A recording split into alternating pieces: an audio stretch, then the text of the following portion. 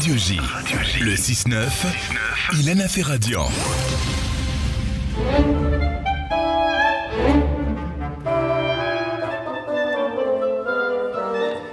Sylvie Berman, bonjour. Bonjour. Et bienvenue. Vous êtes donc ambassadeur de France avec des postes très prestigieux.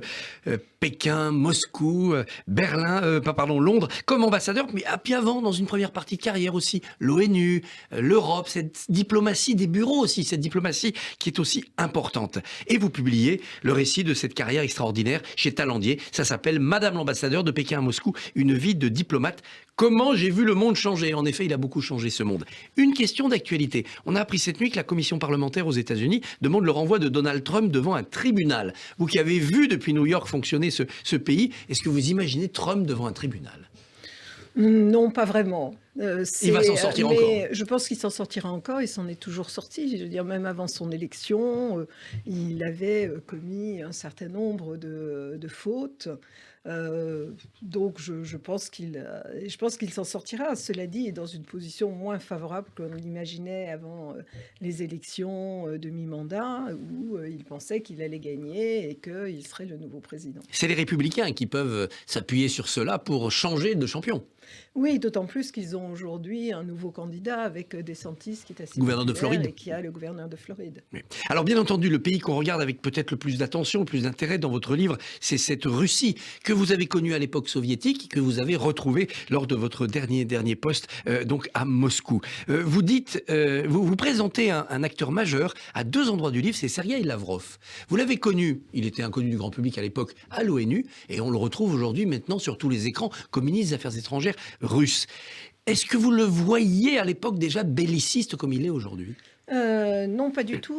D'ailleurs, Sergueï Lavrov, qui était brillant, extrêmement compétent, redoutable négociateur, était aussi la star aux Nations Unies et au Conseil de sécurité.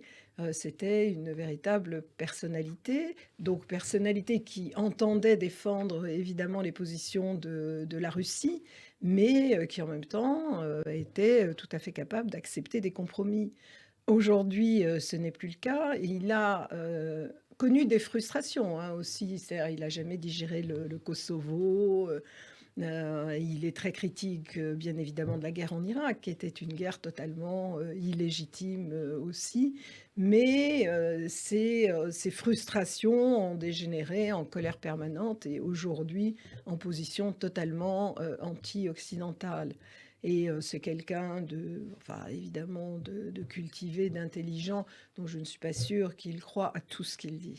Vous expliquez, page 280, que Vladimir Poutine, dans la construction de son nationalisme, a joué Staline contre Lénine. C'est là la clé idéologique de ce régime. Alors, quand j'étais à l'époque de l'Union soviétique, donc à l'époque Gorbatchev, de la perestroïka et de la glasnost, Staline était un épouvantail et Lénine était le bon communiste. Et on considérait que Staline, c'était une déviation. Et avec Poutine, c'est complètement l'inverse.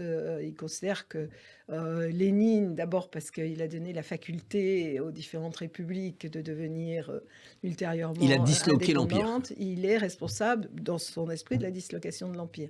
Depuis longtemps, d'ailleurs, il veut se débarrasser du mausolée de Lénine devant le mur du Kremlin. En revanche, pour lui, Staline, c'est l'homme fort, c'est l'homme de la victoire. Et donc, quand je suis retournée à Moscou, un peu plus de 30 ans après, eh bien, il y avait une réhabilitation de Staline. Le départ de Poutine était prévu en 2024. Il a changé les règles pour rester au moins jusqu'en 2036. Néanmoins, vous le décrivez bien dans votre livre, ça avait ouvert le chapitre de la succession. Est-ce que ça ne va pas ronger actuellement la légitimité de Poutine ? Alors, en fait, ce qui est intéressant, c'est que j'ai assisté à la campagne de 2018, aux élections de 2018, et tout le monde me disait, tous les observateurs, les politologues russes, « Ah, mais de toute façon, c'est pas important cette élection, ce qui compte, c'est 2024. » Et donc, Poutine, quand il a changé les règles, a dit « Comme ça, on arrêtera de parler de ma succession et j'aurai le temps. » Alors, le temps, aujourd'hui, ce qui le décrédibilise auprès de certains Russes, c'est évidemment cette guerre absurde. Cet enlisement, oui. Parce que sinon, il aurait probablement fait ce qu'a fait Yeltsin, trouver une personnalité qui puisse succéder un jour, mais qui assurerait sa sécurité et la sécurité de sa famille. Aujourd'hui, évidemment, c'est beaucoup plus compliqué. Et dans l'entourage, vous voyiez à l'époque poindre les dauphins, vous disiez, tiens, lui, elle, ça peut être des successeurs? Alors, on parlait de certains dauphins, mais vous savez, dans ces régimes-là, quand il y a un dauphin, il est mort. Le Kremlin reste le Il Kremlin. Oui. devient une cible, mais c'est pareil en Chine, hein, donc c'est difficile d'être un dauphin. On parlait de Shoigu à l'époque, le ministre de la Défense, parce qu'ils étaient très proches, tout en considérant qu'il n'était pas d'origine russe. Trop Asie centrale, trop sibérien. Trop sibérien, absolument, d'autant plus qu'au départ, était plutôt bouddhiste avec des tendances chamanistes. Alors, il s'est converti à l'orthodoxie, il a fait construire la plus grande cathédrale orthodoxe à côté de Moscou. Mais l'étoile pâlit quand même, l'étoile de Shoigu, maintenant, c'est terminé. c'est fini. C'est terminé. Bon, il y a d'autres noms, Sobyanin, le maire de Moscou. Mais pour le moment, il n'est pas question de succession. Et je pense qu'il doit y avoir un certain nombre de réticences par rapport à son action, même parmi ceux qui ne disent rien. Et il risque de s'être fait des ennemis. Et donc, s'il quittait le pouvoir aujourd'hui, même en 2024, on ne sait pas ce qui va se passer, hein. Cette guerre était d'une certaine manière imprévu, le déroulement des opérations sur le terrain également, et donc tout est possible. Mais, vous avez suivi le dossier ukrainien de près avec les accords de Minsk. Il y a un passage étrange dans votre livre, page 305. En décembre 2019 à Paris se tient une réunion plutôt positive. Rendez-vous est pris pour avril 2020 à Londres. Ça n'aura jamais lieu. Que s'est-il passé entre les deux? Est-ce que les Ukrainiens ont mis la barre trop haut à ce moment-là, ont cherché la rupture?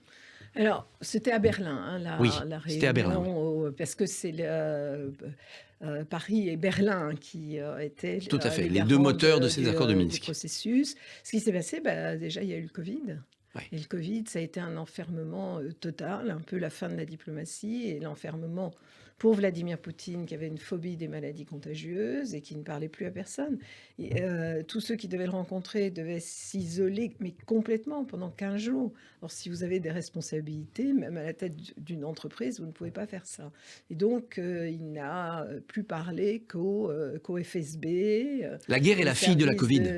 Ah, mais je considère que oui. D'abord, il n'aurait pas eu le temps de le préparer autrement, puisqu'il aurait eu des activités internationales. Et je pense qu'il a eu une grande frustration de ne pas pouvoir organiser le défilé du 9 mai 2020, 75e anniversaire de la victoire, qui, pour Poutine, était très important. Il avait invité Trump, qui avait d'ailleurs accepté. Je ne sais pas si son administration l'aurait laissé, mais en tout cas, il l'avait invité. Emmanuel Macron qui avait accepté. Bon, Xi Jinping, Angela Merkel. Frustration. Et donc, frustration très forte, parce que pour lui, c'était la reconnaissance du poids de la Russie dans le monde. L'avenir est mort, vous dit un haut responsable russe, et on se demande ce qu'il y a derrière ça. Vous croyez que vous, pour la Russie, c'est le début de la fin, ou la Russie reste éternelle? La Russie restera, mais je pense que c'est une tragédie pour la Russie, parce qu'il y a une fuite des cerveaux, et puis la Russie sera un pays paria pour des années. Donc il a tué aussi la réputation de la Russie. Jusqu'au 23 février, finalement, même avec à cause de la guerre en Syrie, il avait retrouvé un poids dans le monde. Les ambassadeurs du Moyen-Orient à Moscou me disaient que Moscou est devenu la nouvelle Mecque des pays du Moyen-Orient. Donc, bien sûr, on a critiqué les bombardements d'Alep, mais en même temps, en Afrique, au Moyen-Orient, il avait retrouvé cette audience, il était respecté, et on a oublié, mais Biden, une des premières initiatives qu'il a prises, c'est de rencontrer Vladimir Poutine à Genève, et il lui a fait des propositions sur la sécurité en Europe, les mêmes propositions qui avaient été critiquées lorsqu'elles avaient été formulées par Emmanuel Macron. Alors la Russie, c'est aussi la relation avec la Chine, lune de miel entre ours et dragon. Dites-vous, à l'époque où vous êtes en poste, depuis ça s'est compliqué quand même. Non, je pense que ça se poursuit. Ça continue, vous ne trouvez pas que le dragon fait un peu la moue? Alors, je pense qu'il est très mécontent de cette guerre, très embarrassé parce que ça a des conséquences économiques, qui n'a pas intérêt à l'affaiblissement de la Russie parce que c'est son principal partenaire contre les États-Unis. Et en réalité, ils ont le même ennemi. Et vous le savez, en relations internationales, l'ennemi de mon ennemi est mon ami. Et donc, c'est la raison pour laquelle Xi Jinping, tout en ne soutenant pas la guerre, ne peut pas non plus lâcher Poutine. Alors Xi Jinping, c'est un mystère en soi. Là aussi, vous l'avez vu émerger, vous avez vu cette grande mutation autocratique en Chine quand vous étiez en poste à Pékin. Vous nous dites qu'il avait deux obsessions, c'était le centenaire de 1921, ça c'est fait, et puis le centenaire de 1949. Qu'est-ce qui va se passer en 2049 ou d'ici 2049 ? D'abord, les Chinois, parce que c'est les Chinois, qu'ils ont un système, une histoire multimillénaire, on regarde la longue durée, puis aussi parce que c'est un pays qui n'est plus communiste, mais qui est un parti communiste et qui s'inscrit aussi dans la longue durée. C'est-à-dire, il n'y a pas d'élection, il ne faut pas plaire à un électorat, et donc il voyait à long terme. Et ça, c'est intéressant, parce que la première fois que je l'ai rencontré, avec une délégation du MEDEF, c'était impressionnant. C'était en 2011, et donc il avait ses deux centenaires, 21, maintenant c'est fait, vous dites, mais c'était 10 ans plus tard, 2049, la Chine sera une très grande puissance. Il considère qu'il y a eu un siècle d'humiliation où ce sont les Occidentaux qui ont ruiné la Chine. La Chine n'existait plus dans le monde. Moi, j'ai été étudiante en 1976, où je repiquais d'ailleurs le riz dans les rizières. Et à ce moment-là, tout le monde disait que la Chine allait rester un grand pays en voie de développement. Personne n'avait envisagé ça. Donc, il avait cette vision à très long terme.